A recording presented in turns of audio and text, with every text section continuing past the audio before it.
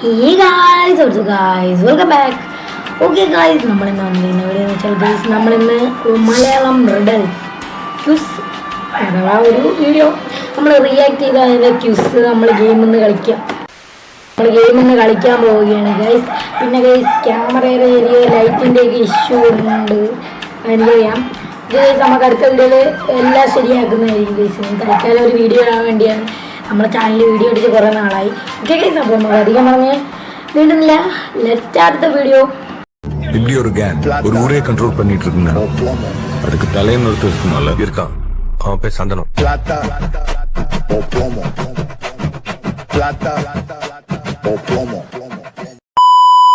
ഒരു കള്ളൻ അവൻ രക്ഷപ്പെടാനായി ഒരു തുരങ്കമുണ്ടാക്കി.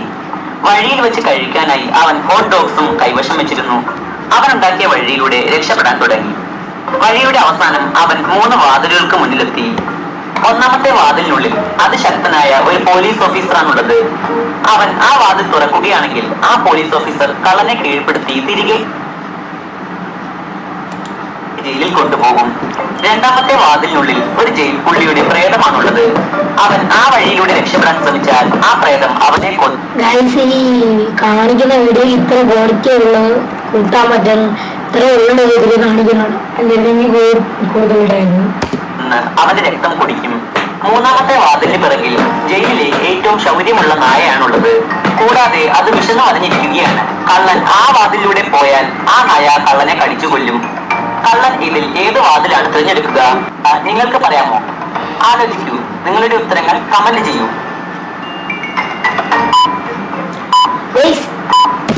അവന്റെ നേരത്തെ ഹോട്ട് ഉണ്ടെന്ന് പറഞ്ഞാൽ ഹോട്ട് പട്ടിക്കുന്നു. കള്ളൻ മൂന്നാമത്തെ വാതിൽ തിരഞ്ഞെടുക്കും. അവന്റെ കൈവശം ഹോട്ട് ഡോഗ്സ് ഉണ്ടല്ലോ, അവനത് നായയ്ക്ക് നൽകി അതിന്റെ സ്വന്തം മാറ്റും. എന്നിട്ട് മൂന്നാമത്തെ വാതിലൂടെ രക്ഷപ്പെടും. നിങ്ങൾക്ക് ഈ ചോദ്യം ഇഷ്ടപ്പെട്ടെങ്കിൽ വീഡിയോ ലൈക്ക് ചെയ്യാൻ മറക്കരുത്. എങ്ങനെയുണ്ട് എന്റെ ബുദ്ധി? കൊണ്ടുപോയി ഉപ്പിലിട്ട് വെക്ക. മനുവിന് ഒരു കാർ ഓടിക്കാൻ ആഗ്രഹം തോന്നി. അതുകൊണ്ട് മനു ഒരു കാർ മോഷ്ടിക്കാൻ തീരുമാനിച്ചു. അയാൾ ഒരു മാളിന്റെ പാർക്കിംഗ് ഏരിയയിൽ 3 കാറുകൾ കണ്ടു. ഈ 3 കാറുകളും ശ്രദ്ധിച്ചു നോക്കൂ, എന്നിട്ട് പറയൂ ഇതിൽ ഏത് കാറായിരിക്കും മനുവിന് മോഷ്ടിക്കാൻ എളുപ്പം. ആലോചിക്കൂ.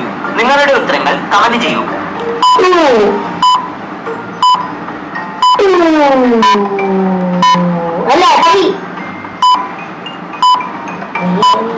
വരൂ, ഇതിന്റെ ഉത്തരം നോക്കാം. ഒന്നാമത്തെ കാറിന് മുകളിൽ ക്യാമറയുണ്ട്, അതുകൊണ്ട് ആ കാർ മോഷ്ടിച്ചാൽ പിടിക്കപ്പെടും. രണ്ടാമത്തെ കാറിനുള്ളിൽ ഡ്രൈവർ ഉണ്ട്, ആ കാർ മോഷ്ടിക്കുന്നത് എളുപ്പമല്ല. അതുകൊണ്ട് മൂന്നാമത്തെ കാർ മോഷ്ടിക്കുന്നതാണ് എളുപ്പം. മനു കാറിന്റെ വാതിൽ തുറന്ന് കാർ ഓടിച്ച് രക്ഷപ്പെടും. വരൂ, അടുത്ത റെഡിലേക്ക് പോകാം. ഇതെന്തും അറിയുമായും എനിക്ക് ഭ്രാന്തായി പോയതാണ്, അത് നാട്ടുകാർക്ക് മൊത്തം ഭ്രാന്തായ. ബാങ്ക് എക്സിന്റെ മാനേജർ ഇന്നലെ കിഡ്നാപ്പ് ചെയ്യപ്പെട്ടു. ഇന്ന് രാവിലെ ബാങ്ക് എക്സിൽ ഒരു മോഷണം നടന്നു. പോലീസിനെ ബാങ്ക് മാനേജറെ കണ്ടെത്താനായില്ല.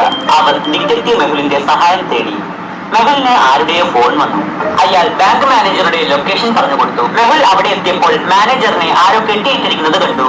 മാനേജർ പറഞ്ഞു, ഇന്നലെ കിഡ്നാപ്പേഴ്സ് എന്നെ ഇവിടെ കെട്ടിയിട്ടു. അവർ എന്നെ കൊണ്ട് ബാങ്ക് ലോക്കറിന്റെ കോഡ് പറയിപ്പിച്ചു. അപ്പോൾ തന്നെ അവർ പോയി, പിന്നെ തിരികെ വന്നിട്ടില്ല. എന്താ മാനേജർ സത്യമാണോ പറയുന്നത്? നിങ്ങൾക്ക് എന്ത് തോന്നുന്നു? നിങ്ങളുടെ ഉത്തരങ്ങൾ കമന്റ് ചെയ്യാം. Guruji please lock option A.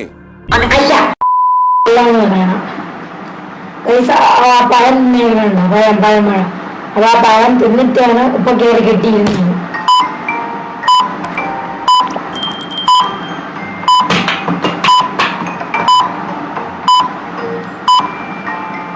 Manager കള്ളമാണ് പറയുന്നത്. അയാളുടെ അടുത്ത് ഒരു പഴമുണ്ട്. പഴത്തിന്റെ തൊലി പൊളിച്ച് അതാരോ കഴിച്ചിട്ടുണ്ട്. അയാളുടെ കൈകൾ കെട്ടിയിട്ടിരിക്കുകയാണെങ്കിൽ അയാൾക്ക് എങ്ങനെ അത് കഴിക്കാനാകും? അത് ഇന്നലെ കിഡ്നാപ്പേഴ്സ് കഴിച്ചതാണെങ്കിൽ അത് ഇപ്പോൾ തന്നെ കറുത്തിട്ടുണ്ടാകും. മാനേജർ കള്ളമാണ് പറയുന്നത്. മെഹുൽ അങ്ങനെ അയാളെ പിടികൂടി. വരും, അടുത്ത റെഡിലേക്ക് പോകാം. മുംബൈ നഗരത്തിൽ അതിശക്തമായ മഴ പെയ്യാൻ തുടങ്ങി. മഴ കാരണം നഗരത്തിലെ വൈദ്യുതി ഇല്ലാതായി. നഗരം പൂർണ്ണമായും ഇരുട്ടിലായി. സന വല്ലാതെ ഭയപ്പെട്ടു. കാരണം അവൾ ഒരുപാട് സ്വർണവും പണവും തന്റെ ലോക്കറിൽ സൂക്ഷിച്ചു വെച്ചിട്ടുണ്ട്. അവൾ മുറിയിൽ പോയി നോക്കിയപ്പോൾ അവിടെ ഉണ്ടായിരുന്ന സ്വർണവും പണവുമെല്ലാം മോഷ്ടിക്കപ്പെട്ടതായി കണ്ടു. അവൾ ഉടൻ തന്നെ ഇൻസ്പെക്ടർ ഗഡ്പതിനെ വിളിച്ച് വിവരമറിയിച്ചു. ഉടൻ തന്നെ ഇൻസ്പെക്ടർ ഗൺപത് അവിടെ എത്തിച്ചേർന്നു. സന പറഞ്ഞു, ഈ പണത്തിന്റെ കാര്യം 3 പേർക്ക് മാത്രമാണ് അറിയാവുന്നത്. ഇൻസ്പെക്ടർ അവരെ ചോദ്യം ചെയ്തു. രോഹൻ പറഞ്ഞു, എനിക്ക് നന്നായി ഉറക്കം വന്നു, കൂടാതെ ലൈറ്റും ഇല്ലായിരുന്നു, അതുകൊണ്ട് ഞാൻ ഉറങ്ങുകയായിരുന്നു. വേണമെങ്കിൽ എന്റെ റൂമിലെ CCTV ഫൂട്ടേജസ് നോക്കാം. റിനു പറഞ്ഞു, എനിക്കൊരു കൊച്ചു കുട്ടിയുണ്ട്, വെളിച്ചമില്ലാത്തതിനാൽ അവൻ വല്ലാതെ പേടിച്ചു, ഞാൻ അവനെ കഥ പറഞ്ഞു കൊടുക്കുകയായിരുന്നു. രാജ് പറഞ്ഞു, വെളിച്ചമില്ലാത്തതിനാൽ ഞാൻ മെഴുകുതിരി കത്തിച്ച് പുസ്തകം വായിക്കുകയായിരുന്നു, അങ്ങനെ ഞാനങ്ങ് ഉറങ്ങിപ്പോയി. നിങ്ങൾ വന്ന് വിളിച്ചപ്പോഴാണ് ഞാൻ ഉണർന്നത്. ഇൻസ്പെക്ടർ 3 പേരുടെയും മറുപടികൾ കേട്ടു. അതിനുശേഷം അവർ പറഞ്ഞ 3 സ്ഥലങ്ങളും പോയി നോക്കി. അങ്ങനെ മനസ്സിലായി ആരാണ് യഥാർത്ഥ മോഷ്ടാവെന്ന്. എങ്ങനെ, നിങ്ങൾക്ക് പറയാമോ? ആലോചിക്കൂ, നിങ്ങളുടെ ഉത്തരങ്ങൾ കമന്റ് ചെയ്യൂ.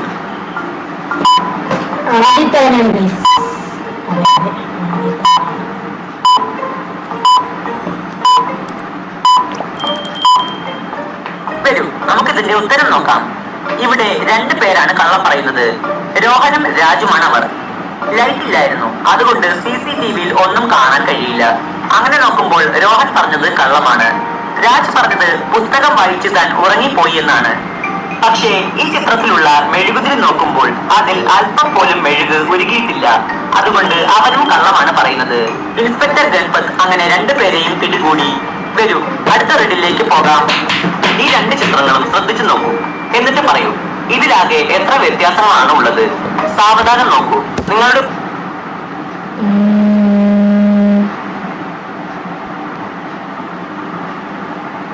ഒന്ന് ഹെഡ്ഫോണിന്റെ കളറ്,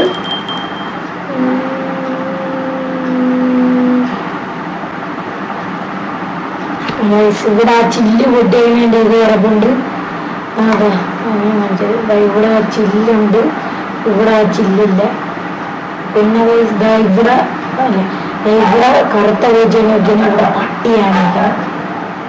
വേറെ ഒന്നും. അപ്പോൾ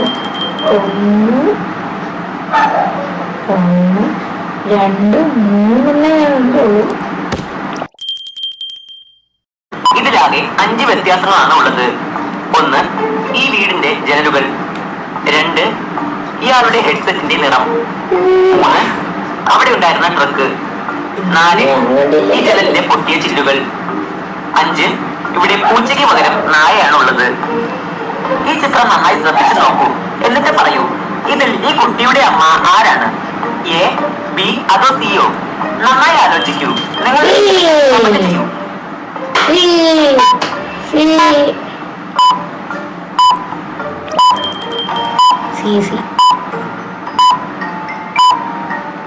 വരൂ, നമുക്കിതിന്റെ ഉത്തരം നോക്കാം.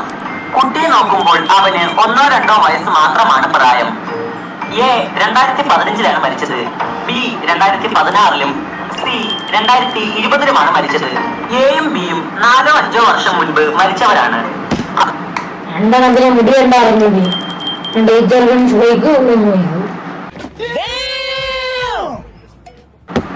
അതുകൊണ്ട് C ആയിരിക്കും കുട്ടിയുടെ അമ്മ.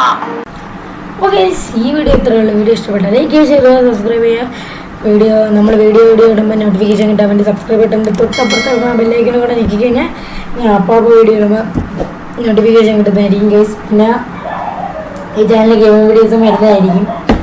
പിന്നെ ഗൈസ് നമുക്ക് വേറൊരു ചാനലുണ്ട്, അതൊരു comedy contents plus comedy contents മാത്രമേ ഉള്ളൂ. ഇടയ്ക്ക് നമ്മൾ വ്ളോഗിലും ഷോർട്ട് ഫിലിം അങ്ങനത്തെ ഐറ്റംസ് ഒക്കെ ഉള്ളതാണ്. ലിങ്ക് ഞാൻ ഡിസ്ക്രിപ്ഷനിൽ കൊടുത്തിട്ടുണ്ടായിരിക്കും. എല്ലാവരും കയറി ഒന്ന് ചാനൽ ചെക്കൗട്ട് ചെയ്യാം. ഇതിനേക്കാൾ സബ്സ്ക്രൈബർ ഉണ്ട്.